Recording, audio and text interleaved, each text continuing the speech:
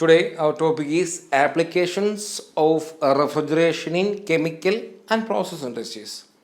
ഇപ്പോൾ നമ്മൾ റെഫ്രിജറേഷൻ്റെ ആപ്ലിക്കേഷൻ ഇൻ ഫുഡ് പ്രിസർവേഷൻ നമ്മൾ കണ്ടു. ഇനി അടുത്തത് കെമിക്കൽ ഇൻഡസ്ട്രീസിലും പ്രോസസ് ഇൻഡസ്ട്രീസിലും റെഫ്രിജറേഷൻ്റെ ഇമ്പോർട്ടൻസ് എന്താണെന്നാണ്. ഇപ്പോൾ ഒരുപാട് industries like petroleum refineries, petro chemical plants, paper industries ഒക്കെ റെഫ്രിജറേഷൻ യൂസ് ചെയ്യുന്നുണ്ട്. ഡിഫറെൻറ്റ് കപ്പാസിറ്റിയിലുള്ള റെഫ്രിജറേഷൻ സിസ്റ്റംസ് യൂസ് ചെയ്യുന്നുണ്ട്. അപ്പോൾ അവരുടെ ആപ്ലിക്കേഷൻ എന്താണോ അല്ലെങ്കിൽ അവരുടെ നീഡ് എന്താണോ അതിന് കറസ്പോണ്ടിങ് ആയിട്ടുള്ള ഒരു പർട്ടിക്കുലർ കപ്പാസിറ്റിയുള്ള ഒരു റെഫ്രിജറേഷൻ സിസ്റ്റം അവർ ഡിസൈൻ ചെയ്ത് യൂസ് ചെയ്യുന്നു. ദെൻ നമ്മൾ ഇനി പഠിക്കാൻ പോകുന്ന ഓരോ ഇൻഡസ്ട്രീസിലും ആ റെഫ്രിജറേഷൻ ഏതൊക്കെ രീതിയിൽ യൂസ് ചെയ്യുന്നു എന്നുള്ളതാണ്. First, separation of gases. In petrochemical plant, temperatures as low as -150 degrees Celsius with refrigeration capacities as high as 10,000 tons of refrigeration are used for separation of gases by fractional distillation. അപ്പോൾ fractional distillation പർപ്പസിന് വേണ്ടി വളരെ high capacity ഉള്ള refrigeration systems petro chemical ഇൻഡസ്ട്രീസിൽ ആവശ്യമുണ്ട്. Some gases condense readily at low temperature from the mixture of hydrocarbons. അപ്പോൾ നമുക്ക് ഗ്യാസസിനെ contents ചെയ്യാൻ വേണ്ടി, നാച്ചുറൽ ഗ്യാസിനെ കണ്ടൻസ് ചെയ്യാൻ വേണ്ടിയൊക്കെ സെപ്പറേറ്റ് ചെയ്യാൻ വേണ്ടി നമ്മൾ റെഫ്രിജറേഷൻ സിസ്റ്റം യൂസ് ചെയ്യുന്നു. Propane is used as refrigerant in many of these plants. അടുത്താണ് condensation of gases. Some gases that are produced synthetically are condensed to liquid state by cooling so that these can be easily stored or transported. അപ്പോൾ ചില ഗ്യാസുകൾ നമുക്ക് transport ചെയ്യണം ഒരു പ്ലേസിൽ നിന്ന് അടുത്ത പ്ലേസിലേക്ക്. അപ്പോൾ അത് ഗേഷ്യസ് ഫോമിലായി കഴിഞ്ഞാൽ നമുക്ക് അത്രയും വോളിയം ഉള്ള വെസൽസ് ആവശ്യമാണ്. അപ്പോൾ അതുകൊണ്ട് തന്നെ അതിനെ ലിക്വിഡ് ഫോമിലേക്ക് മാറ്റി, കണ്ടൻസ് ചെയ്ത് ലിക്വിഡ് ഫോമിലേക്ക് മാറ്റി സ്റ്റോർ ചെയ്ത് ട്രാൻസ്പോർട്ട് ചെയ്യുന്നു. അപ്പോൾ ആ കേസിലും റെഫ്രിജറേഷൻ സിസ്റ്റം ആവശ്യമാണ്. For example, in synthetic ammonia plant, ammonia is condensed at -10 to 10 degrees Celsius before filling in the cylinders, storage and shipment. This low temperature requires refrigeration. ഇനി അടുത്താണ് ഡീഹ്യൂമിഡിഫിക്കേഷൻ ഓഫ് എയർ. ആ വാക്കിൽ തന്നെയുണ്ട് എയറിനെ dehumidify ചെയ്യുക. Means എയറിനകത്തുള്ള water vapour content remove ചെയ്യുക. Low humidity air is required in many pharmaceutical industries. It is also required for air liquefaction plants. This is also required to prevent static electricity and prevent short circuits in places where high voltages are used. അപ്പോൾ നമുക്ക് എയറിനെ ഡീഹ്യൂമിഡിഫൈ ചെയ്യണം, അതാണ് ultimate ആയിട്ടുള്ള ആവശ്യം. അപ്പം air ഡീഹ്യൂമിഡിഫൈ ചെയ്തിട്ടുള്ള air അല്ലെങ്കിൽ humidity content വളരെ കുറവ് അല്ലെങ്കിൽ വാട്ടർ വേപ്പർ കണ്ടൻറ്റ് വളരെ കുറവുള്ള എയർ യൂസ് ചെയ്യേണ്ട ആപ്ലിക്കേഷൻസ് ഉണ്ടാകും. അപ്പോൾ അത്തരം കേസിൽ എയറിനകത്തുള്ള വാട്ടർ വേപ്പർ കണ്ടൻറ്റിനെ റിമൂവ് ചെയ്യണം. അപ്പോൾ അതിനുവേണ്ടി റെഫ്രിജറേഷൻ സിസ്റ്റം യൂസ് ചെയ്യും. അതായത് വളരെ ലോ ടെമ്പറേച്ചറിലുള്ള ഇവാപ്പറേറ്റർ കോയിലൂടെയൊക്കെ എയർ കടത്തി വിട്ടുകൊണ്ട് എയറിനകത്തുള്ള ലിക്വിഡ് വാട്ടർ വേപ്പർ കണ്ടൻറ്റിനെ ലിക്വിഡ് ഫോമിലേക്ക് മാറ്റി റിമൂവ് ചെയ്യുന്നു. The air is cooled below its dew point temperature so that some water vapor condenses out and the air gets dehumidified.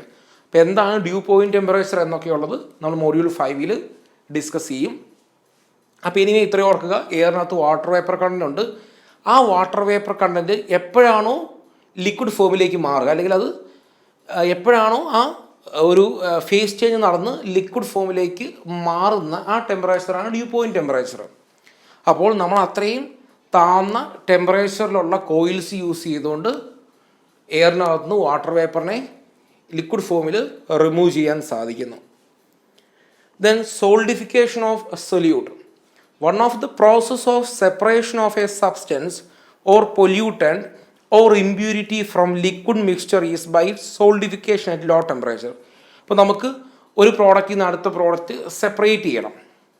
അപ്പോൾ വളരെ ലോ ടെമ്പറേച്ചറിൽ ഇത് തമ്മിൽ സെപ്പറേറ്റ് ആകുന്നെങ്കിൽ അവിടെ നമുക്ക് റെഫ്രിജറേഷൻ സിസ്റ്റം ആവശ്യമാണ്.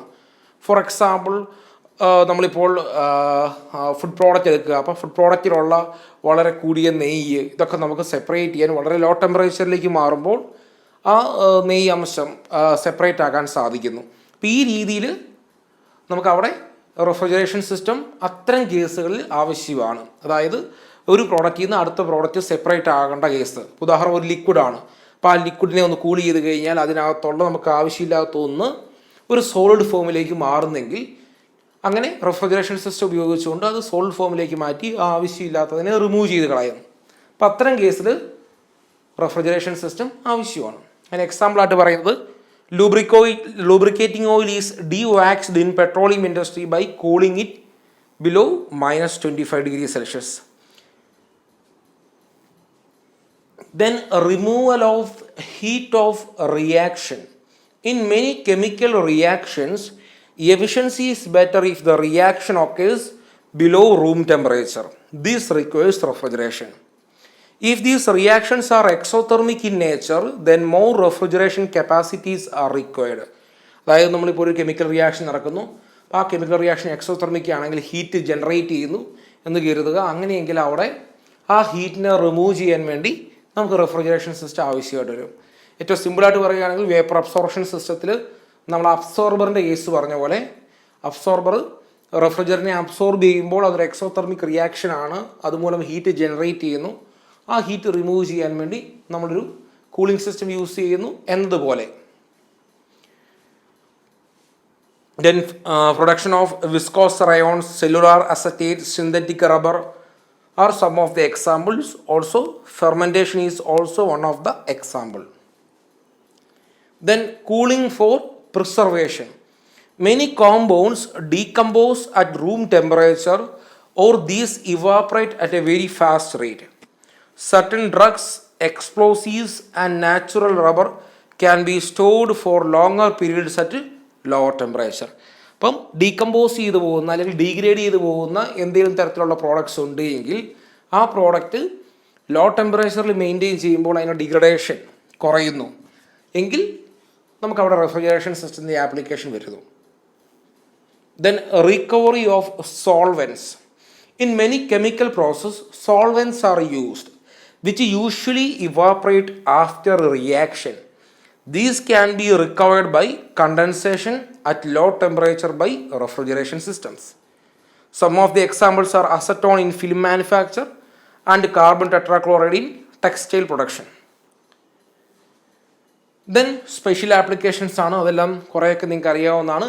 കോൾഡ് ട്രീറ്റ്മെൻറ്റ് ഓഫ് മെറ്റൽസിൻ്റെ ഹാർഡ്നെസ് കൂട്ടുക അല്ലെങ്കിൽ അതിൻ്റെ ടെക്സ്ചർ മാറ്റുക എന്നുള്ള കേസിൽ നമ്മൾ ആ മെറ്റൽസിനെ ട്രീറ്റ് ചെയ്യും. എന്ന് വെച്ചാൽ വളരെ ലോ ടെമ്പറേച്ചറിലേക്ക് അതിനെ ട്രീറ്റ് ചെയ്യും. ഉദാഹരണം കൊഞ്ചിങ് ഒക്കെ ചെയ്യുന്ന പോലെ, ഹാർഡനിങ് ചെയ്യുന്ന പോലെയൊക്കെ നമ്മൾ വളരെ ലോ ടെമ്പറേച്ചറിലേക്ക് ട്രീറ്റ് ചെയ്യാൻ വേണ്ടി റെഫ്രിജറേഷൻ സിസ്റ്റം ആവശ്യമാണ്. The dimensions of precision parts and gauge blocks can be stabilised by soaking the product at temperature around -90 degrees Celsius. The hardness and wear resistance of carburized steel can be increased by this process. ഇപ്പോൾ ചില materials ആ material wear resistance അല്ലെങ്കിൽ hardness ഇതൊക്കെ sudden ആയിട്ടൊരു law ടെമ്പറേച്ചറിലേക്ക് കൊണ്ടുപോകുമ്പോൾ വ്യത്യാസം ഉണ്ടാകുന്നെങ്കിൽ അപ്പോൾ അത്തരം ആപ്ലിക്കേഷൻസിന് റെഫ്രിജറേഷൻ യൂസ് ചെയ്യുന്നു. Keeping the cutting tool at -100 degrees Celsius for 15 minutes can also increase the life of cutting tool. Then in deep drawing process, the ductility of metal increases at low temperature. Then medical field. അത് നമുക്ക് എല്ലാവർക്കും അറിയാവുന്ന കാര്യമാണ്. Medical ഫീൽഡിൽ blood preserve ചെയ്യുന്നു, tissues preserve ചെയ്യുന്നു, അങ്ങനെ തുടങ്ങി മെഡിക്കൽ ഫീൽഡിൽ ഒഴിച്ചുകൂടാനാകാത്ത ഒന്നാണ് refrigeration. Blood plasma and antibiotics are manufactured by freeze drying process where water is made to sublime at low pressure and low temperature. This does not affect the tissues of blood. Then centrifuges refrigerated at -10 degrees Celsius are used in the manufacture of drugs. Then localized refrigeration by liquid nitrogen can be used as anesthesia also. Medical ഫീൽഡിൽ refrigeration എന്ന് പറയുന്നത് drugs, pharmaceutical case ആയിക്കോട്ടെ, ഡ്രഗ്സിൻ്റെ കേസിലായിക്കോട്ടെ, അല്ലെങ്കിൽ നമുക്ക് medical items store ചെയ്യുന്ന case ആയിക്കോട്ടെ, എല്ലാം refrigeration എന്ന് പറയുന്നത് ഒഴിച്ചുകൂടാനാകാത്ത ഒന്നാണ്. Then ice skating rings. Due to the advent of artificial refrigeration, sports like ice hockey and skating do not have to depend upon freezing weather. അതായത് നമുക്ക് ആർട്ടിഫിഷ്യലി ക്രിയേറ്റ് ഐസ് സ്കേറ്റിംഗ് ഒരു platform create ചെയ്യാൻ refrigeration use ചെയ്യാൻ സാധിക്കും. These can be played in indoor stadium where water is frozen into ice on the floor. Refrigerant or brine carrying pipes are embedded below the floor, which cools and freezes the water to ice over the floor. അപ്പോൾ artificially created ഒരു skating surface create ചെയ്യാനൊക്കെ ഇത്തരത്തിൽ refrigeration use ചെയ്യാൻ സാധിക്കുന്നു. Then construction വർക്കിൽ എങ്ങനെ refrigeration വരുന്നു? Setting of concrete is an exothermic process. If the heat of setting is not remove the concrete will expand and produce crack in the structure. അപ്പോൾ concrete set ആകുമ്പോൾ റിലീസാവുന്ന ആ ഹീറ്റിനെ റിമൂവ് ചെയ്യാൻ വേണ്ടി റെഫ്രിജറേഷൻ സിസ്റ്റം യൂസ് ചെയ്യാം. Then desalination of water. In some countries, fresh water is scarce and seawater is desalinated to obtain fresh water. Solar energy is used. An alternative is to freeze the seawater. The ice thus formed will be relatively free of salt. അപ്പോൾ നമുക്ക് ഡീസലേഷനേഷൻ purpose, അതായത് salt വാട്ടറിനെ നമ്മൾ freeze ചെയ്യുന്നു. അപ്പോൾ നമുക്ക് കിട്ടുന്ന ice cube അതിനകത്ത് salt content വളരെ കുറവായിരിക്കും. അപ്പോൾ ആ രീതിയിൽ അത് ഫ്രഷ് വാട്ടർ എന്ന രീതിയിൽ യൂസ് ചെയ്യാം. ദെൻ ഐസ് മാനുഫാക്ചറിങ്, അത് നമ്മൾ ഓൾറെഡി കണ്ടതായിരുന്നു. ഐസ് എങ്ങനെ മാനുഫാക്ചർ ചെയ്യുന്നു, അതിൻ്റെ മെത്തേഡ് എങ്ങനെയാണ് എന്നുള്ളത്. Ice was manufactured in plants by dipping water containers in chilled brine and is use to take about 36 hours to freeze all the water in can to ice. Brine solution use ചെയ്തുകൊണ്ട് ക്യാനിനകത്തുള്ള വാട്ടറിനെ ice ക്യൂബുകളാക്കി മാറ്റുന്നത് എങ്ങനെയാണെന്നുള്ളത് നമ്മൾ already പറഞ്ഞതായിരുന്നു. Then next ക്ലാസ്സിൽ refrigerant leak ചെയ്ത് കഴിഞ്ഞാൽ എങ്ങനെ ആ ലീക്കേജ് ഡിറ്റക്റ്റ് ചെയ്യാൻ സാധിക്കുമെന്നുള്ളത് നോക്കാം. Thank you.